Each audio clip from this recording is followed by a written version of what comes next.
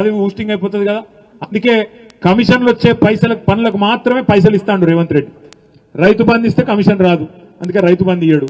పెన్షన్లు పెంచితే 2000 4000 చేస్తే కమిషన్లు రావు, కాబట్టి దాన్ని తీసుకోడు.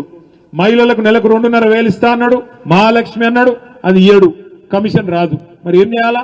ఢిల్లీకి పైసలు పంపనీకి మూటలకు దానికోసం మాత్రమే కొన్ని కార్యక్రమాలు చేస్తున్నాడు. అలా మీ దగ్గర ఒక దుర్మార్గమైన ప్రచారం చేస్తున్నాడు. ఏది మూసీ సుందరీకరణ అట ఈయన చేయబోతే మనం అడ్డుకున్నామంట.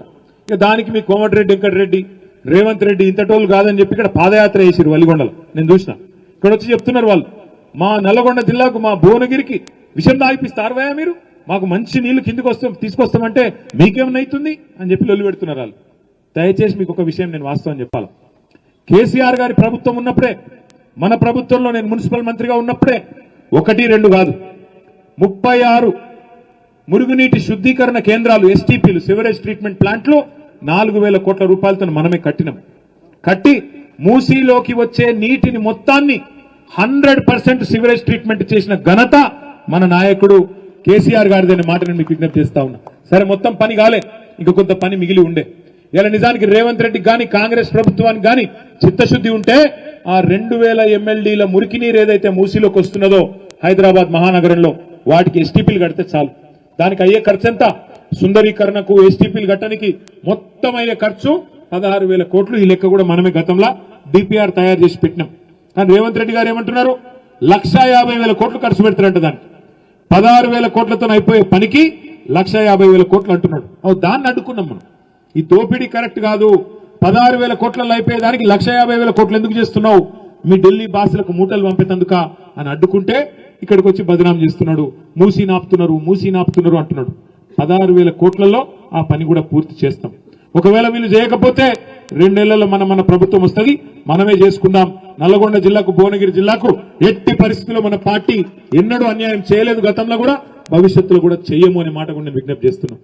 చివరగా నేను మిమ్మల్ని అందరినీ కోరేది ఒకటి, పార్టీ గత 25 ఏళ్లుగా 2001 నుంచి ఇవాళ ఇంకో 10 రోజులలో 2026 సంవత్సరంలో అడుగు పెట్టబోతా ఉన్నాం.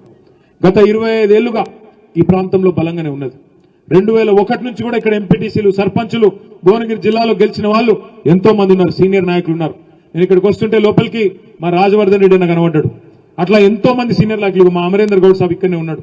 చాలా మంది సీనియర్ నాయకులు, పార్టీ జెండా మోసిన వాళ్ళు, మొదటి నుంచి ఉన్న వాళ్ళు, ఒక నరేందర్ రెడ్డి గారు ఉన్నారు, ఇక్కడ చాలా మంది ఉన్నారు.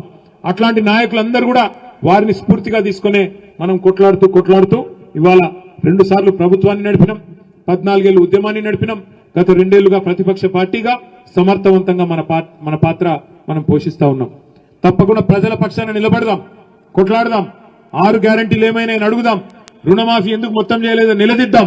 అట్లాగే ప్రజలకు సంబంధించిన ప్రతి సమస్య మీద గలమెత్తుదాం. కానీ మళ్ళీ ఒకసారి కోరుతా ఉన్నా, ఏది ఏమైనప్పటికీ, ఎన్ని రకాల పరస్పర అభిప్రాయ భేదాలున్నప్పటికీ, ఎన్ని రకాల పంచాయతీలు మన మధ్యలో ఉన్నప్పటికీ, రేపు జిల్లా పరిషత్ ఎన్నికల్లో, తర్వాత వచ్చే అసెంబ్లీ ఎన్నికల్లో మాత్రం అన్ని పక్కన పెట్టి ఒకటే లక్ష్యం, మళ్ళీ మన నాయకుడు కేసీఆర్ గారు తిరిగి ముఖ్యమంత్రి కావడానికి కంకణబద్ధులమై పనిచేద్దాం. దయచేసి చిన్న ఏమన్నా ఇబ్బందులుంటే పక్కకు పెడదాం. మన అభ్యర్థులు గెలిపే లక్ష్యంగా పనిచేద్దాం. అది జిల్లా పరిషత్ అయితేనేమి, ఎంపీటీసీ అయితేనేమి, రేపటి రోజున అసెంబ్లీ ఎన్నికలు అయితేనేమి, దేనికైనా కూడా ఒక్కసారి కేసీఆర్ గారు కారు గుర్తు మీద ఎవరైనా అభ్యర్థి వచ్చిండు అంటే ఆయననే కేసీఆర్ అనుకోవాలా, ఆయనకు ఓటేస్తే కేసీఆర్ గారికి ఓటేస్తున్నా అనుకోవాలా. మళ్ళీ రాష్ట్రాన్ని మళ్ళీ పట్టాలెక్కించడానికి, దారి తప్పిన వ్యవస్థను మళ్ళీ గాడిలో పెట్టడానికి ఒక అవకాశంగా తీసుకొని రేపు జిల్లా పరిషత్లో గాని, మండల పరిషత్లో గాని, తర్వాత వచ్చే మున్సిపల్లో గాని, ఆ తర్వాత వచ్చే శాసనసభ ఎన్నికల్లో గాని గట్టిగా నిలబడి కొట్లాడదాం. ఇవాళ సర్పంచ్ల గెలుపు మనకు స్ఫూర్తినిచ్చింది. సర్పంచ్ ఎలక్షన్ లో మన పార్టీ అభ్యర్థులు చేసిన పోరాటం మనకు ఉత్సాహాన్ని ఇచ్చింది. ఈ ఉత్సాహంతోనే ముందుకు పోదాం. భవిష్యత్తులో ఇంతకుముందే నేను చెప్పినట్టు సంస్థాగత నిర్మాణం చేసుకుందాం. 2026లో మెంబర్షిప్ చేసుకుందాం, కొత్త కమిటీలు వేసుకుందాం. ప్రతి జిల్లా కార్యాలయం కలకల్లాడుతూ ఉండే విధంగా ప్రతి నియోజకవర్గంలో పటిష్టమైన యంత్రాంగ నిర్మాణం చేసుకొని శిక్షణ తరగతులు పెట్టుకుందాం. గెలిచిన సర్పంచ్లకు, ఎంపీటీసీలకు, జెడ్పీటీసీలకు వర్క్ షాపులు పెట్టుకుందాం. కార్యకర్తల శిక్షణ శిబిరాలు పెట్టుకుందాం.